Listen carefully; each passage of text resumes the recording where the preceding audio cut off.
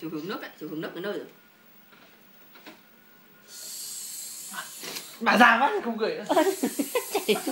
Chạy liên quan này con nhỉ? À, không liên quan, không liên quan. Nào.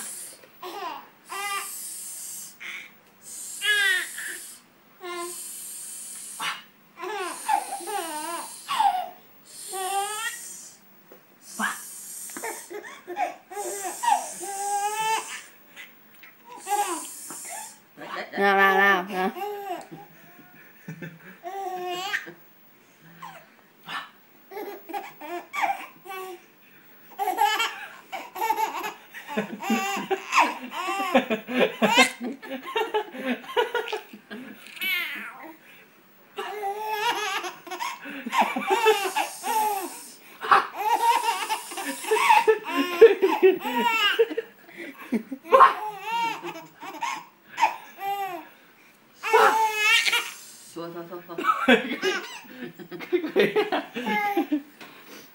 Mệt quá. Thôi cho thằng đại đã.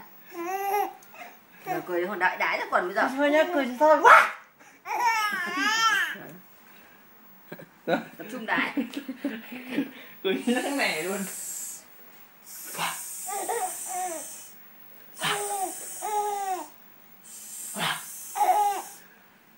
Này, người chân bây giờ đái, xì đái chân này. Quắt vào hai cái cốc.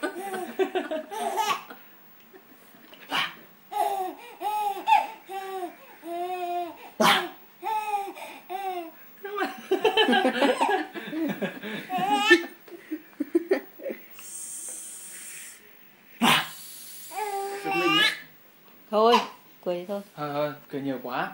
Tốt đi.